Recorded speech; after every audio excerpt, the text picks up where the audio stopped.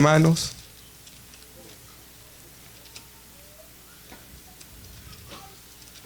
Primera de Tesalonicenses, capítulo 4, versículo 13, la venida del Señor es el tema de esta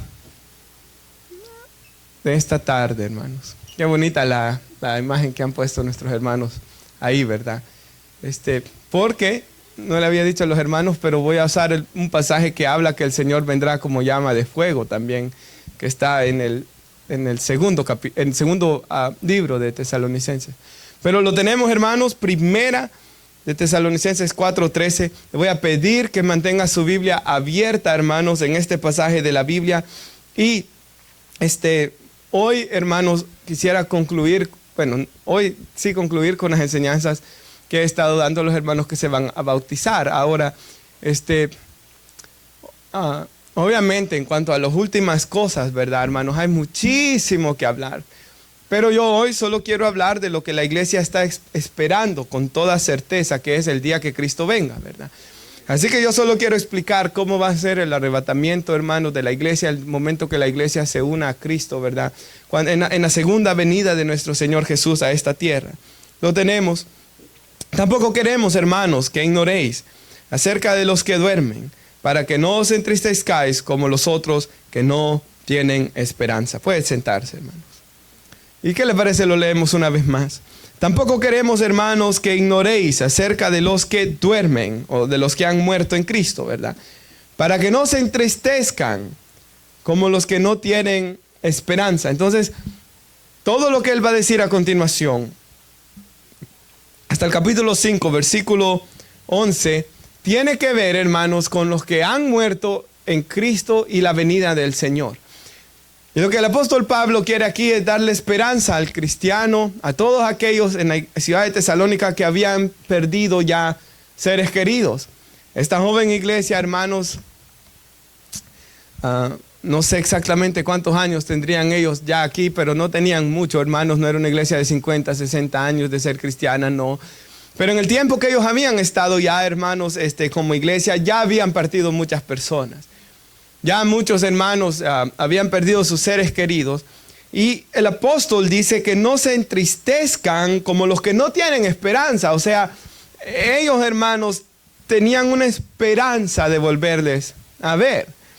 Y hermanos, todos nosotros sabemos, la Biblia dice, ¿verdad? En Hebreos 9:27, que está establecido. O sea, unas traducciones dice Dios decretó, ¿verdad? Es un decreto de Dios para el hombre que muera y después tenga un juicio. Así que la escritura, hermanos, muestra que todo hombre, hermanos, toda mujer, ¿verdad? La humanidad tiene un momento, hermanos, donde vamos a morir y nos vamos a presentar delante de Dios. O los que estén vivos o estemos vivos el día que Cristo venga, hermanos, no moriremos, ¿verdad, hermanos? Sino que Cristo vendrá a tomarnos, y eso lo vamos a ver en unos minutos. Pero todos nos vamos a encontrar delante de Dios. Y por eso le pedí a Stephanie que leyera esa escritura de 2 Corintios 5, 1 al 10, que habla de, ¿verdad?, que cuando estamos presentes en este cuerpo, estamos ausentes al Señor, ¿verdad? Pero cuando ya no estemos en este cuerpo, estaremos presentes al Señor. Y luego dice, porque el versículo 10, porque todos compadeceremos ante el tribunal de Cristo para dar cuentas de cómo vivimos en este mundo, ¿verdad, hermanos? Todos, hermanos, daremos cuentas a Dios de nosotros. Todos en algún momento. El otro día, hermanos, estábamos con Stephanie, en la noche estábamos viendo una película, hermanos, y unos jóvenes, ¿verdad?, que se casaron y estuvieron casados más de 50 años y luego el esposo estuvo ahí cuando ella murió. Pudieron estar toda la vida juntos y él murió un poco después. Y cuando dijo de los 50 años de casado, ¿verdad?, yo me ponía a pensar, hermanos, yo sé que creo que nadie aquí tiene 50 años, algunos quizás ya van algo cerquita de casados, ¿verdad? Y bueno, me fui a dormir pensando en eso y tuve un sueño. No estoy diciendo que es una revelación ni nada por el estilo, ¿verdad? Pero tuve un sueño, hermanos, que era mi 50 aniversario de boda. y estábamos con la iglesia, pero poquitos de los que están aquí, bueno, no poquitos, pero muchos, perdón, de los que están, los jóvenes sí estaban, pero el resto no estaba. Entonces después, hermanos, de que me desperté con ese, como yo me sentía un poco preocupado en el sueño porque volteaba a ver y un montón de gente no estaba ya en la iglesia, ¿verdad, hermanos? Me desperté con ese sentimiento de, mejor voy a celebrar los 25 años de casado, mejor hay más posibilidad que entonces sí estén los hermanos, ¿verdad? Hermanos, todos un día vamos a ser separados de hermanos, de amigos, de familiares. No sabemos de padres o hijos o nosotros. No sabemos, hermanos, nadie en estas cosas. Pero lo que sí la Biblia quiere es que no nos entristezcamos como los que no tienen esperanza, hermanos. Yo pensaba, cuando Moisés muere en el libro de Deuteronomio, hace un gran énfasis en el largo tiempo que los hijos de Israel lloraron a Moisés. O por ejemplo, en el Nuevo Testamento, cuando muere el primer mártir de la iglesia cristiana, cuando muere Esteban, vemos que ellos hacen un gran tiempo, ¿verdad, hermanos?, de duelo y se dolían en su corazón. Es natural y es hasta bueno, hermanos, desahogar nuestras almas en la presencia del Señor, ¿verdad? La Biblia dice que el Señor está cerca de los quebrantados de corazón. O sea, Él está cerca, ¿verdad?, de aquellos que claman a Él. Y aquí vemos, hermanos, cómo los cristianos, ¿verdad?, no solo tienen el consuelo del Espíritu Santo, pero si ha muerto la persona como cristiana, tiene la esperanza, ¿verdad, hermanos?, de volverle a ver. Y yo quisiera que pongan a nuestra hermana Filipenses 1, 21 al 24. Y aparte de los pasajes de Tesalonicenses, traigo 3 pasajes para las pantallas, para que quede bien claro lo que pasa cuando nosotros vamos a morir. ¿Qué va a pasar si morimos antes que Cristo venga? Y yo sé, hermanos, nadie sabe el día y ni la hora, ¿verdad? Nadie. Pero algo muy interesante, hermanos, es, y verdaderamente preocupante, mejor dicho, es el poco avance que la iglesia está haciendo en el evangelismo, ¿verdad? Hermanos, cuando se recuerda lo que yo decía ayer, lo decía nuevamente, Asia Menor, donde Pablo sabía de que el evangelio no estaba y él fue y vio que rápido creció el evangelio ahí. Hoy en nuestros días es el lugar menos evangelizado del mundo. Asia Central, lo que se le conoce como Asia Central, ¿verdad? Todas esas naciones, hermanos, de Irán, Afganistán, Turquía y todo lo que está ahí, ¿verdad? Por Rusia, toda esa nación ahí, Asia Central, es lo menos evangelizado que hay en el mundo. Y el lugar más difícil que hay de evangelizar en el mundo. Entonces, hermanos, sin lugar a dudas, hermanos, la iglesia tiene que vivir como si Cristo va a tardar 100 años más en ese sentido. Con propósito de seguir evangelizando, mirando hacia el futuro, preparando jóvenes, ¿verdad, hermanos? Si algún joven Dios lo llama aquí, hermanos, a ser un pastor o a ser un misionero, ¿verdad? Ayudarle a la iglesia, apoyarle, hermanos, guiarle, aconsejarle hacia qué camino o dónde ir a estudiar, ¿verdad, hermanos? Pero al mismo tiempo la iglesia debe de vivir como si Cristo viniera hoy, hermanos, en el sentido de agradarle a Dios cada día, ¿verdad, hermanos? De vivir en santidad para Él. De saber de que nosotros podemos partir o Cristo puede venir, porque la Biblia no nos dice exactamente cuándo Cristo va a venir, ¿verdad, hermanos? Cristo puede venir hoy, como digo, Cristo puede tardar 100 años más. El Señor, dice segunda de Pedro 3:9, acaba de venir a mi mente, quizás esto ayude a dejar más claro esto. El Señor no retarda su promesa, según algunos la tienen por tardanza, ¿verdad? Sino que Él es paciente para con nosotros, no queriendo que ninguno se pierda, sino que todos procedan al arrepentimiento. O sea, el Señor, hermanos, sabe sus tiempos. Él sabe cuando, como dice la Biblia, entre la plenitud de los gentiles a salvación, ¿verdad? Cuando aquellos hermanos que se salvarán, llegue el momento donde Dios sabe de qué es cuando Él va a venir por su iglesia, porque Él todo lo sabe, ¿verdad? Pero ¿qué ocurre con alguien en el momento de su muerte, hermanos? Un cristiano. Y aquí Pablo deja claro, para aquellos hermanos que el vivir sea Cristo, ¿verdad, hermanos? Él es mi vivir. Porque mi vida está escondida en Dios, en Cristo, dice Colosenses, ¿verdad? Para aquellos que nuestra vida es Cristo, el morir será una ganancia. ¿Por qué? Y usted ha escuchado personas que han pedido de que hasta se canten alabanzas y se alabe a Dios porque tiene esa esperanza de cuando, en su funeral, perdón, que se canten alabanzas adorando a Dios porque tiene esa esperanza de estar con Él, ¿verdad? Mas si el vivir en la carne resulta para mí en beneficio de la obra, dice Pablo. No sé entonces qué escoger, dice él. Porque de ambas cosas estoy puesto en estrecho. O sea, él quiere de estas dos cosas. Tengo el deseo de partir y estar con Cristo. Esto es muchísimo mejor. Recuerde, hermanos, Pablo tenía el aguijón en su carne. En este momento en Filipenses estaba en la cárcel. Pero él dice, aunque estoy en la cárcel escribiendo estas epístolas que de tanta bendición son para nosotros, ¿verdad, hermanos? Hoy. Entonces Dios sabía de que Pablo tenía un poco más de tiempo y dice, pero quedar en la carne es más necesario por causa de ustedes. Y no le diga el otro versículo, pero luego dice él, hermanos, de que pensando en esto, como que me dice él, yo sé que Dios me dará un poco más de tiempo para beneficio de la obra. Entonces, vemos, y si regresa nuestra hermana, un poquito atrás, dice, partir con Cristo. O sea, él sabía que el momento de morir, ¿qué es lo que él iba a hacer, hermanos?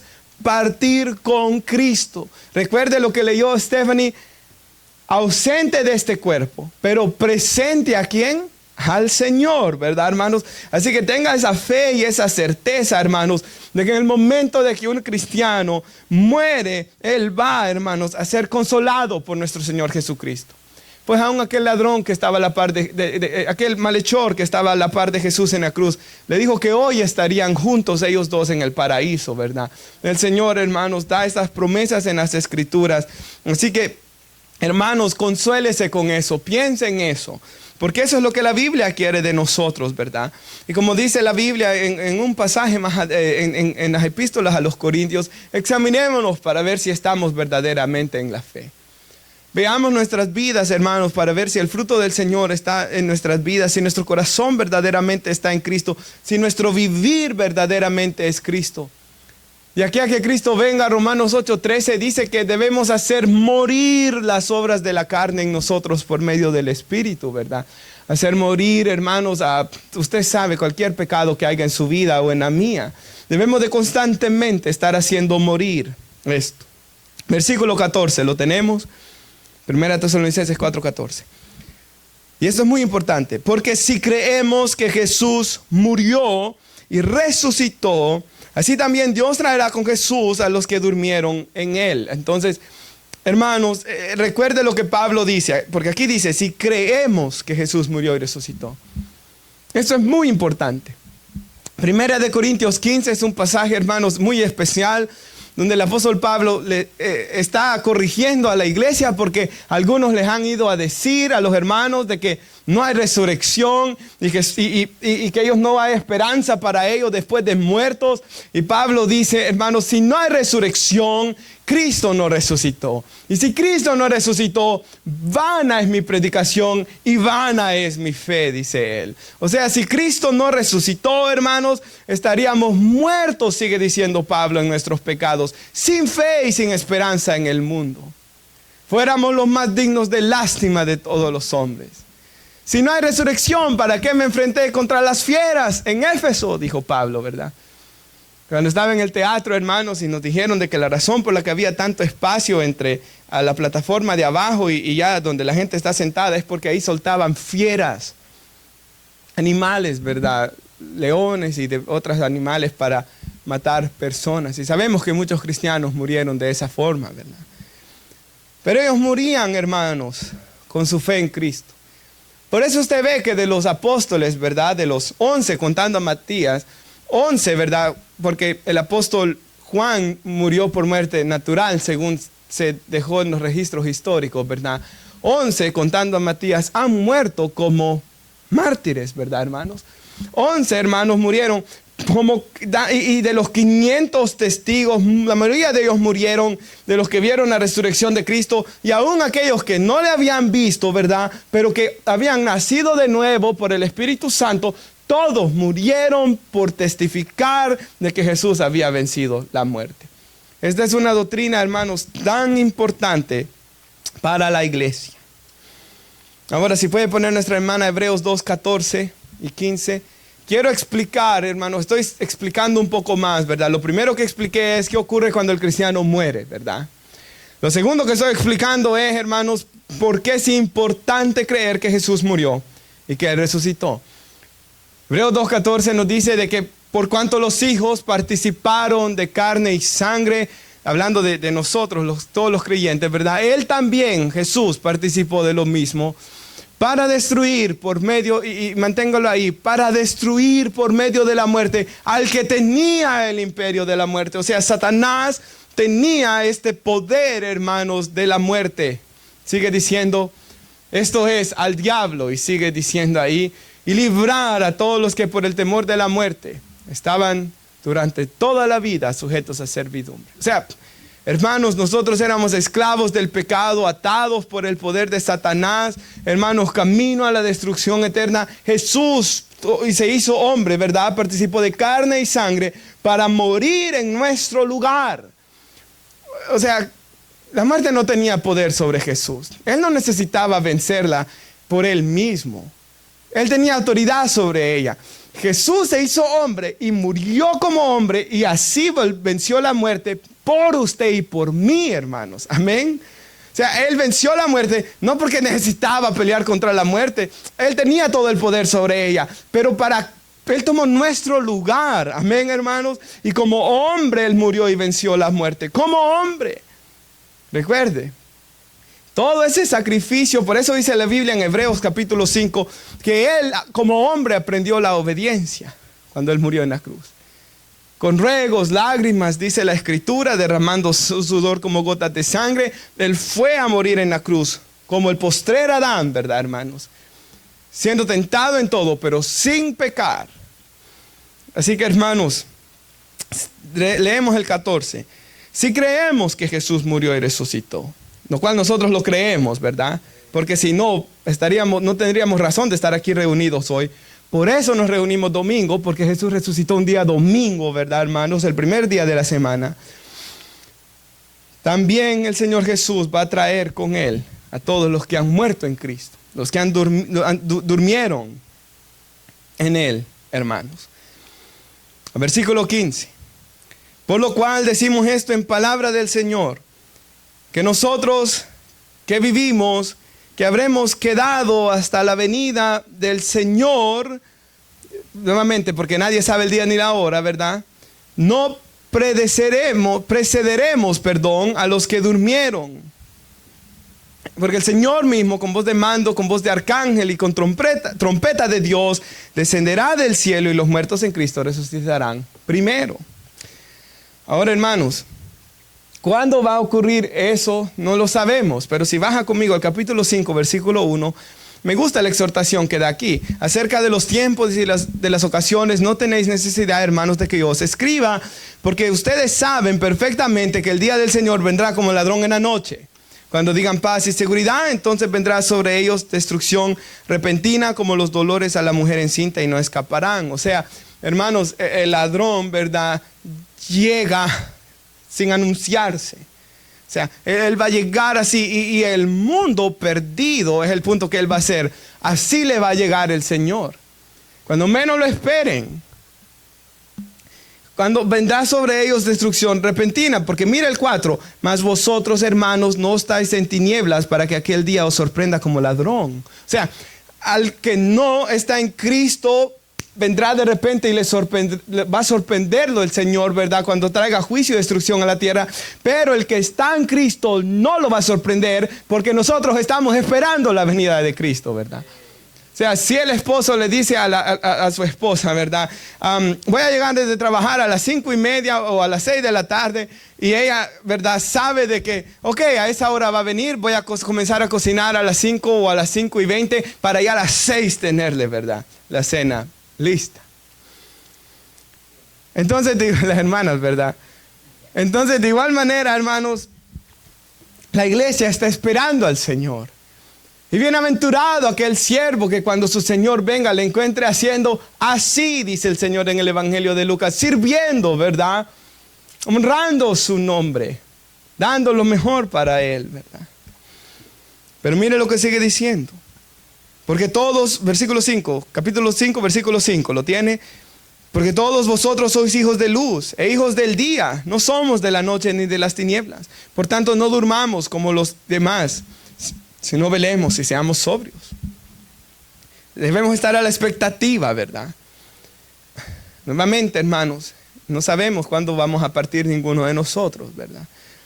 Y aunque vivamos 80 años, hermanos, no es esta vida como la neblina, no es esta vida, hermanos, como la flor del campo, no es esta vida rápido. No, hermanos, uno siente que ayer, bueno, estaba viendo un video que posteó un amigo de que salían un montón de jovencitos, adolescentes jugando en la calle, hermanos, en nuestro país, cayendo lluvia, jugando fútbol. Y dice, éramos felices y no lo sabíamos, ¿verdad? Dice la gente. Y tanta era la prisa por crecer y nos arrepentimos de eso.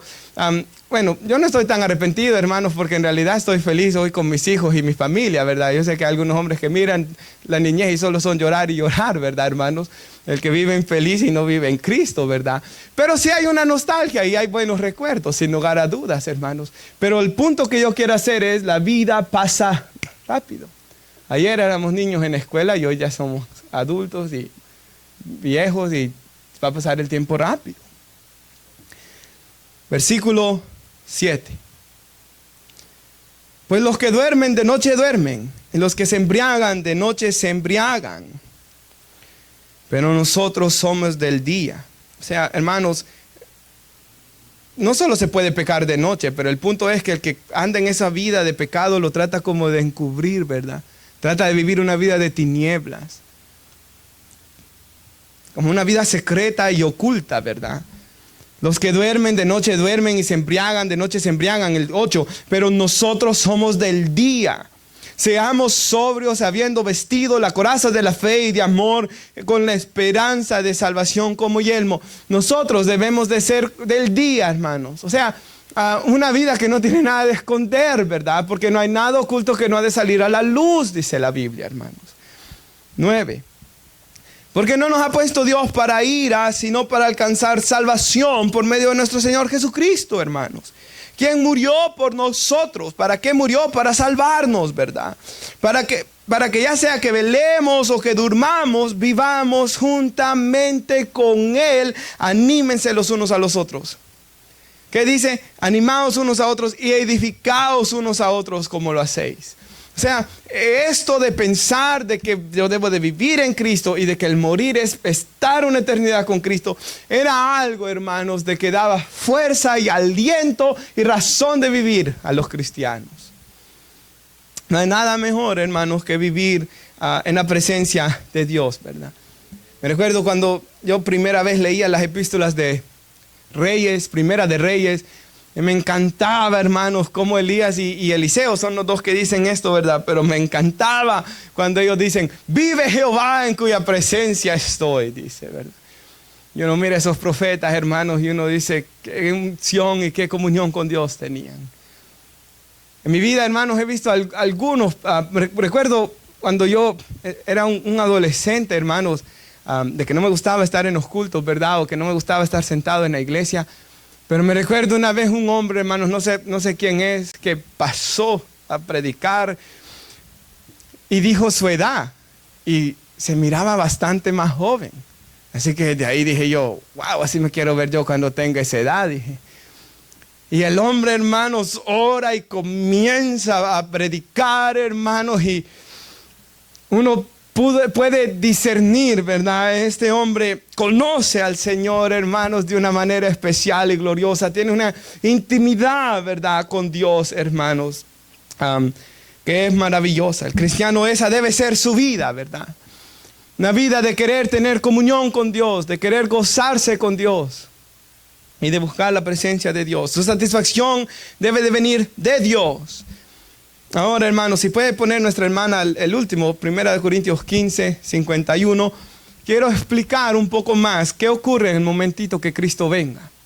Y digo un momentito a propósito, y vamos a ver por qué. Leamos, si quiere, el 15 y el 16, y téngalo ahí, hermana. Leamos aquí el 15 de nuestro pasaje. Decimos esto en palabra del Señor: nosotros los que vivamos, los que habemos quedado hasta la venida del Señor, no vamos a ir antes, ¿verdad? No nos procederemos a los que durmieron, porque el Señor mismo, con voz de mando, con voz de arcángel, con trompeta de Dios, descenderá del cielo, y los muertos en Cristo van a resucitar primero. Y es lo que Pablo explica aquí también. Les digo un misterio, recuerde. Era misterio porque en el antiguo pacto no se sabía bien cómo iba a ocurrir esto. Pero para nosotros ya no es un misterio, porque aquí Él nos lo está explicando, ¿verdad, hermanos? Ya ha sido revelado en el nuevo pacto. No todos dormiremos, o sea, no todas las personas van a morir, ¿verdad?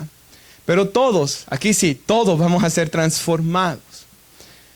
En un momento, y quisiera parar en ese momento, porque dice abrir y cerrar de ojos. Usted sabe que un abrir y cerrar de ojos es así, ¿verdad? Y me encantó, hermanos, que miraba la palabra en un momento y dice que es la palabra griega átomo. Y dice que significa una fracción invisible de tiempo. O sea, ese momento que el Señor venga, hermanos, va a ser así. Una fracción de tiempo. Un abrir y cerrar de ojos que se va a escuchar la trompeta. Por eso es que la Biblia exhorta tanto. Hoy es el día de salvación. Si oyeres hoy su voz, no endurezcas tu corazón. ¿Verdad, hermanos? O sea, la Escritura está diciendo, ven a Cristo hoy.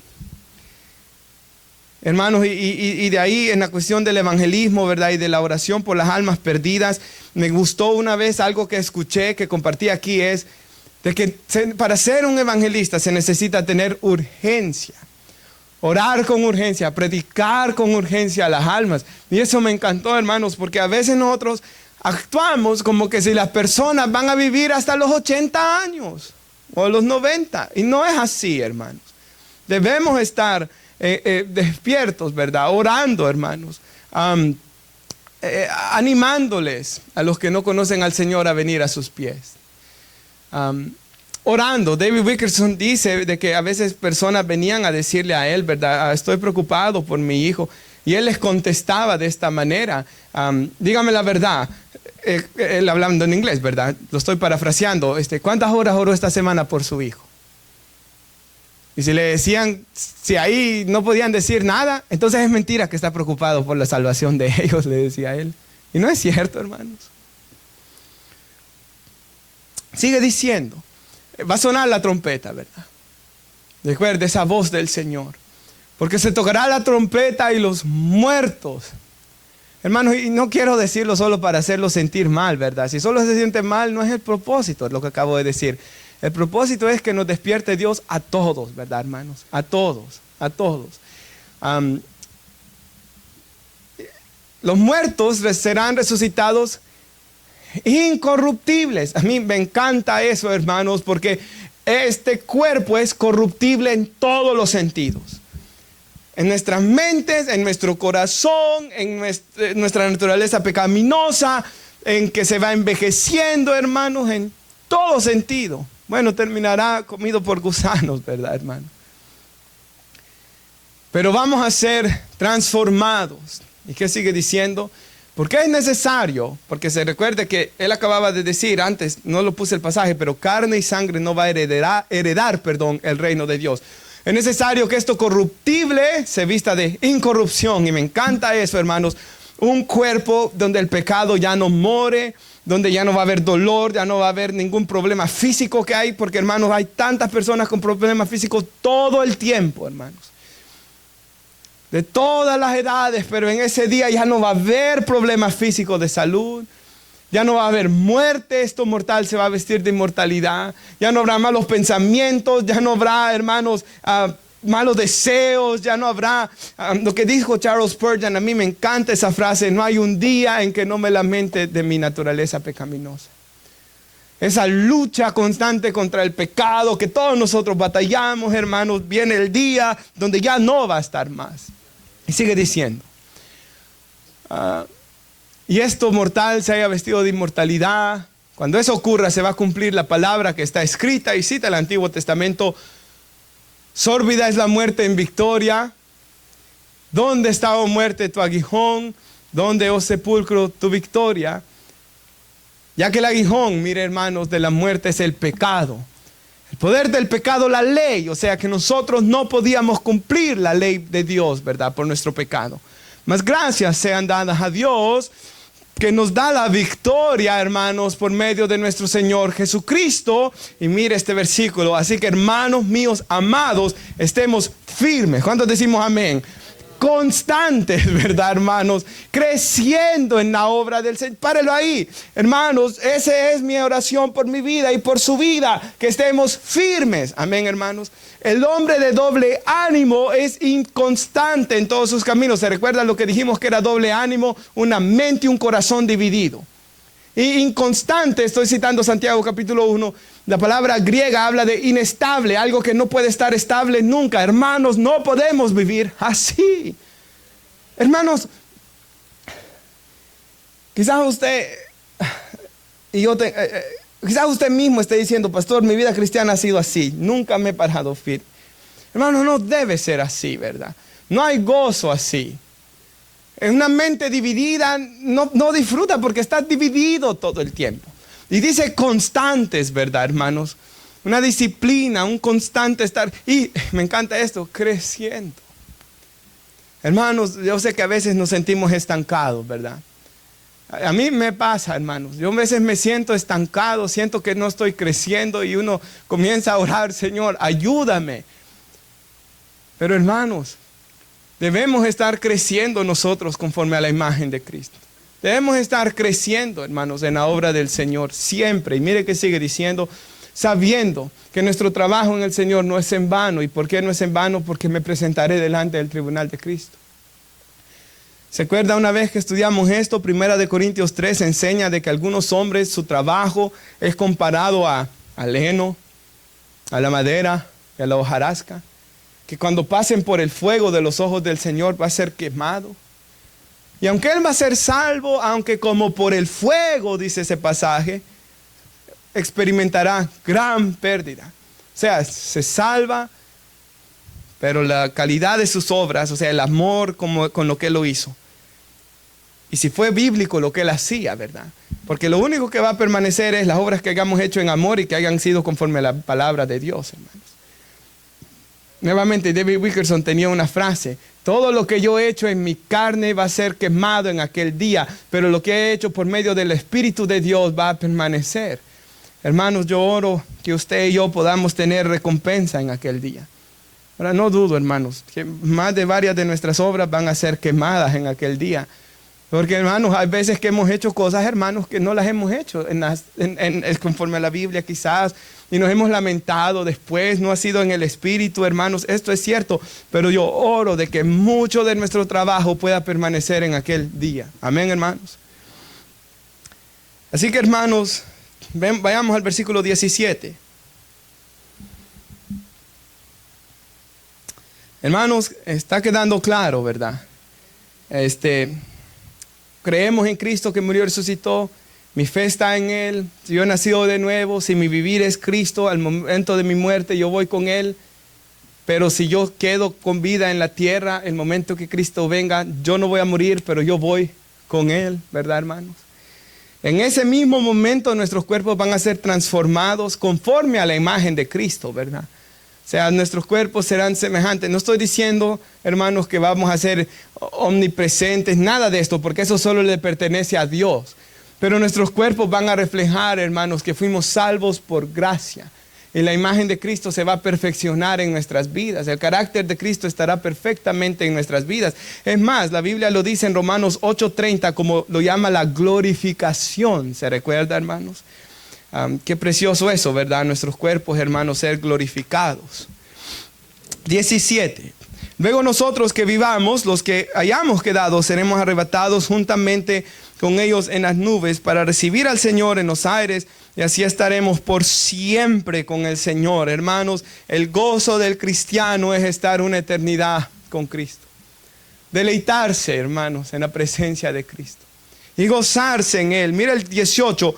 Por tanto, alentaos unos a los otros con estas palabras. El pensar en estar una eternidad con nuestro Señor Jesús es, hermanos, lo que alienta nuestras almas para seguir adelante. Cuando ya voy a la conclusión. Cuando estaba en este pasaje bíblico, hermanos, y estaba pensando en todas estas cosas, ¿verdad?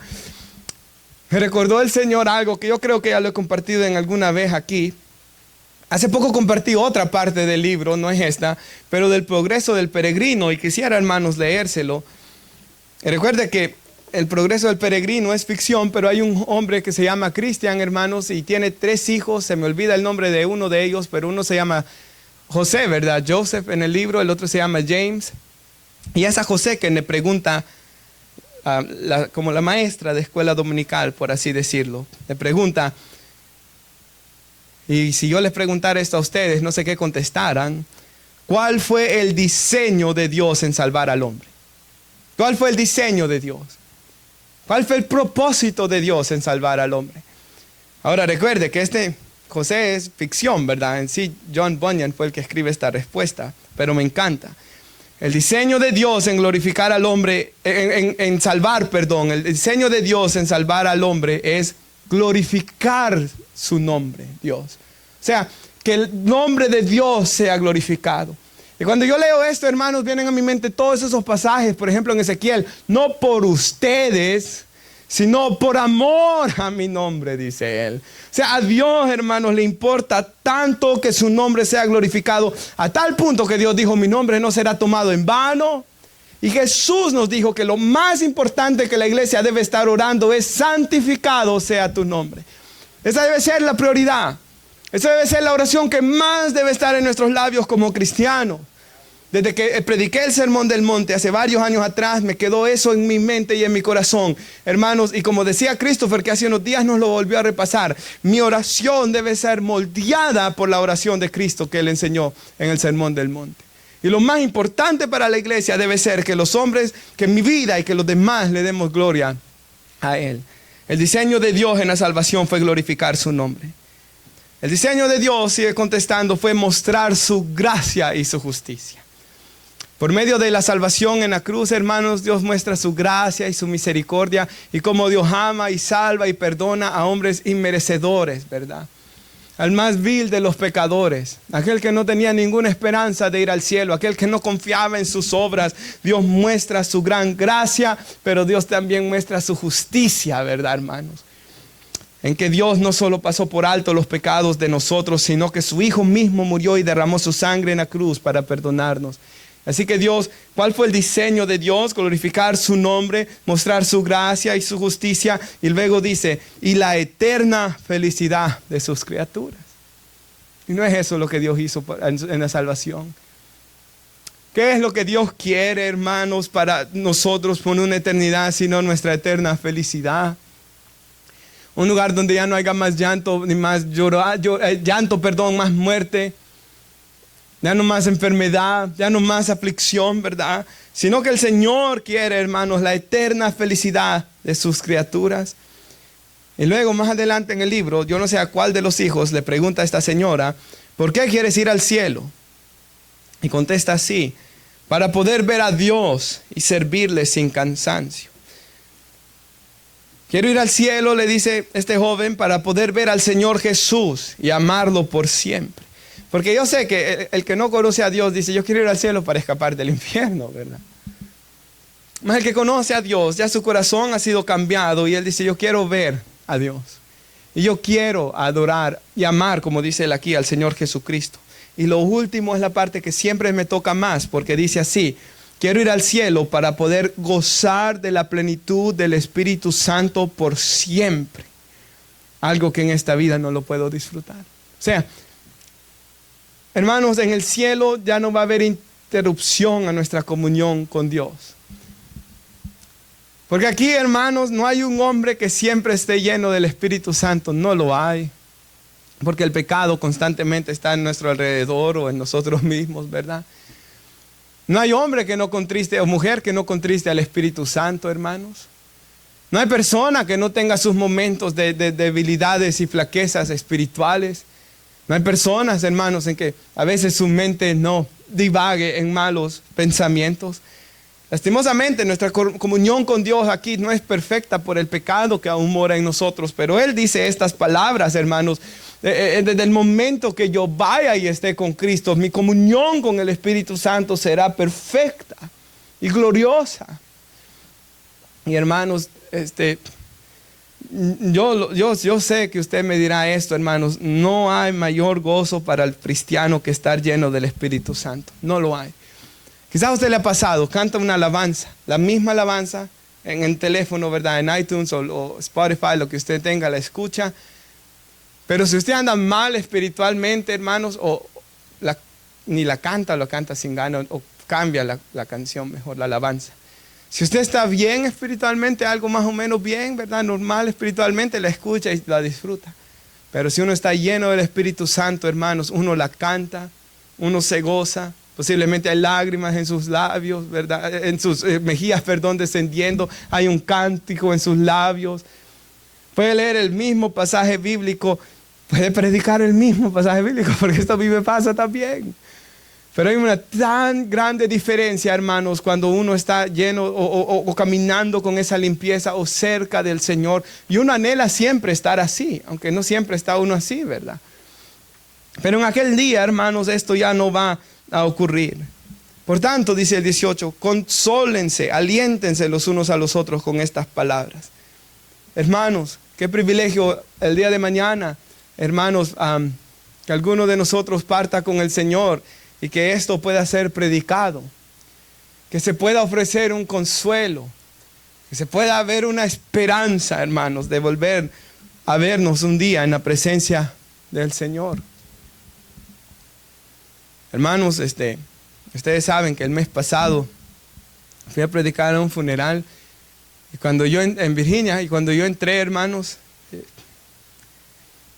era una iglesia grande y estaba toda vacía. Y solo estaba el cuerpo de un niño de 14 años, hermanos. La mamá, el hermano, una señora que ni conocían, que solo estaba ahí en la iglesia, que se acercó, porque ellos no eran cristianos y no eran miembros de la iglesia, y una familiar nomás, y así estuvieron por mucho tiempo, nadie llegaba. Y hermanos, aquello triste, ¿verdad? Y lo más difícil de todo es, ¿cómo uno puede ir a darle alguna esperanza sobre en este caso este muchacho, ¿verdad? Si él había muerto en pandillas. O sea, ve cómo es de horrible, hermanos, el no poder dar esperanza, hermanos, a una persona por la dureza de su corazón, de no arrepentirse de sus pecados y creer en Cristo. Pero cambiemos la situación. Y qué privilegio más grande y precioso es, hermanos, un lugar donde la persona que haya partido en Cristo. Y se pueda consolar. Está viendo lo que estoy tratando de decir, lo que nos está diciendo la Biblia. O sea, aquel hermano que su familia ha muerto en Cristo, o aquel que parte en Cristo, deja a la familia con el consuelo de estar en un lugar mejor y de volverse a ver uno, ¿verdad, hermanos? Con una persona.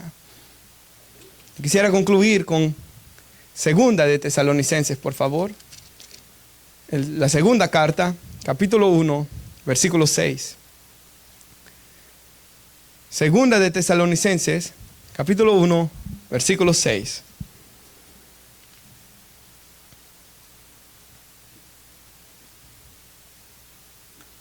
Lo tenemos, amados hermanos.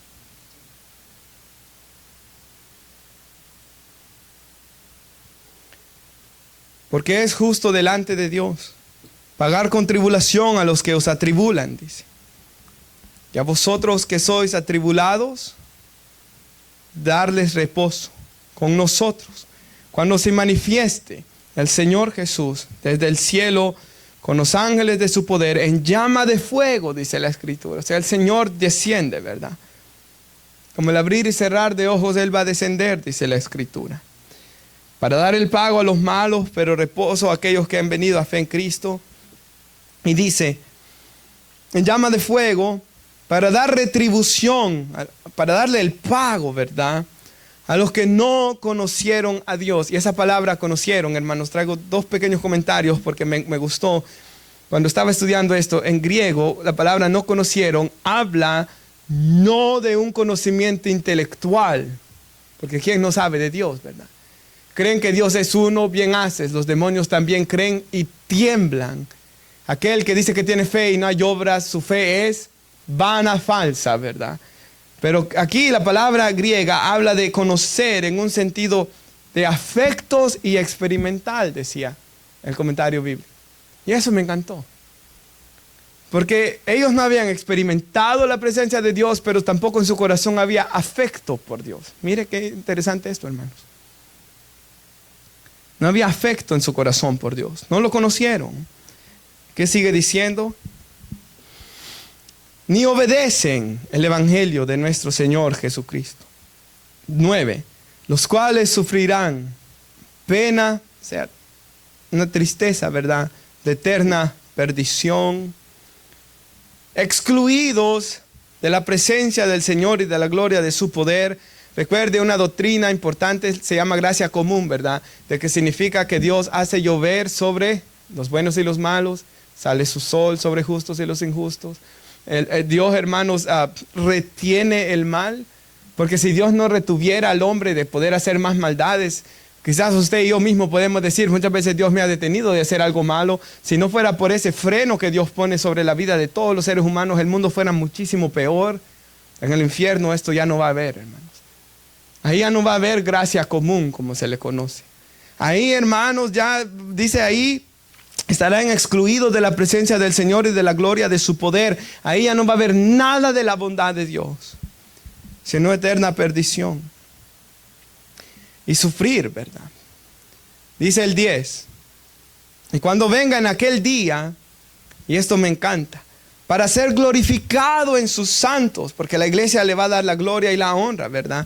Pero ¿qué más dice? Y ser admirado en todos los que creyeron, por cuanto nuestro testimonio ha sido creído entre ustedes, les dice Pablo. Pero esa palabra admiraron, me encanta, hermanos. Una vez que yo estudiaba esto, significa asombro pavoroso, dice que quita el aliento.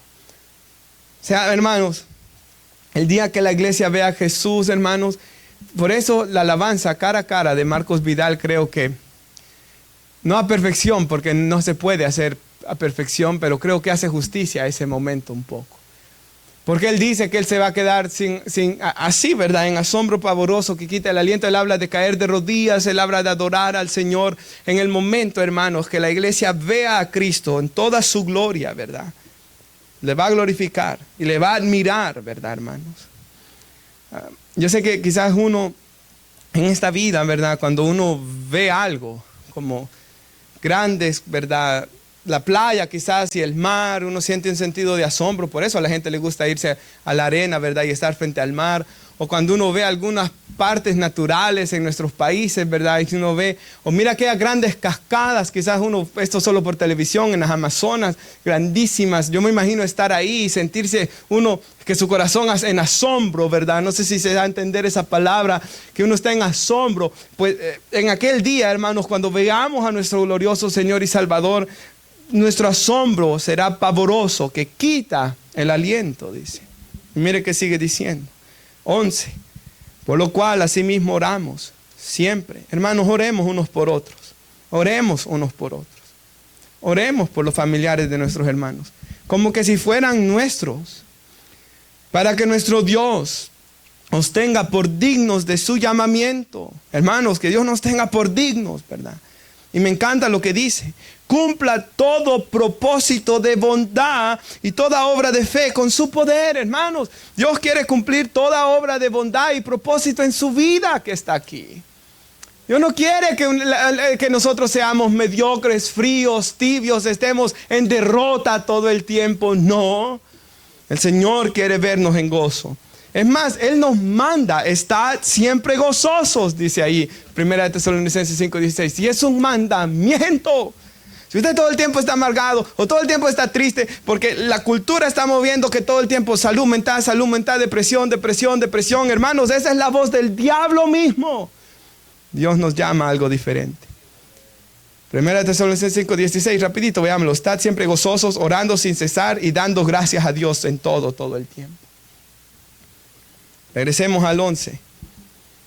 Que Dios cumpla todo propósito de bondad y toda obra de fe con su poder, para que el nombre de nuestro Señor Jesucristo sea glorificado entre nosotros, hermanos, y vosotros en Él, por la gracia de nuestro Dios y del Señor Jesucristo. Nos ponemos de pie y oramos. Me gusta ese final, porque al final todo es por gracia, hermanos. Por la gracia de Dios soy lo que soy, dijo Pablo, y su gracia no ha sido en vano conmigo. Hermanos, demos gracias a Dios por esta esperanza bienaventurada, como la llama Tito, hermanos. Esa esperanza, hermanos, de poder ver al Señor. Esa esperanza, hermanos, de estar en una eternidad con Él. Hermanos, y por eso cuando uno ha entendido estas cosas, cuando uno ha entendido el Evangelio, yo sé de que, hermanos, si uno de verdad cree esto, su manera de vivir va a cambiar, ¿verdad, hermanos? Su manera de vivir va a cambiar. Y uno va a comenzar a evangelizar, ¿verdad? Uno va cada vez que uno predica y hay alguien que no conoce a Cristo, uno sabe que puede ser un momento de vida y muerte, ¿verdad? La eternidad está en juego. Esto es algo muy serio, ¿verdad? Si miráramos la crianza, de nuestros hijos desde esta perspectiva, miraríamos lo serio que es. El privilegio y la responsabilidad, hermano. La importancia de orar por nuestros familiares, de compartirles el Evangelio. Hermanos, que Dios nos dé gracia, sabiduría y palabras, ¿verdad? Que todo el tiempo necesitamos su gracia, su sabiduría, y que Él ponga su palabra en nuestras bocas para poder compartir el Evangelio con nuestros familiares, ¿verdad? Todos somos pecadores e imperfectos, hermanos, pero que Dios nos ayude en su gracia, ¿verdad? Así oramos, hermanos, por favor. Y nuevamente, hermanos, yo sé que cuando la palabra de Dios es predicada, y espero que esto ocurra, si hay tristeza en su corazón, sea el Espíritu Santo quien ponga esa tristeza que lleva al arrepentimiento, dice la Biblia. Y una vez uno se arrepiente, ahí uno comienza a recibir el gozo. Y si el Señor le ha hablado en algo que usted tiene que hacer hoy, hágalo, hermanos, hágalo, hagámoslo. Yo lo quiero hacer también. Obedezcamos, hermanos, a la palabra del Señor. Y oremos unos por los otros siempre. Llevemos las cargas los unos por los otros. Una petición que debe estar en nuestros labios todo el tiempo es la que se ponen en los ayunos por familiares, de hermanos, todo el tiempo. Quizás, no sé si usted ha practicado eso, hacer una lista con los nombres de los hermanos, todos los hermanos, todas las familias, ¿verdad? Y comenzar a orar por aquellos hermanos que sus hijos, sus familiares, padres no están en Cristo. Esto es muy importante que lo hagamos. No solo el pastor, vea, la iglesia debería de tener una lista. Quizás haga una lista, hermano Marvin, y nos la da a todos, quizás. Porque fuera bueno, hermanos, que todos estuviéramos orando unos por los otros siempre. Oramos, Padre, le damos gracias, Señor. Oh, por su palabra, Señor, que nos ha hablado hoy, Señor.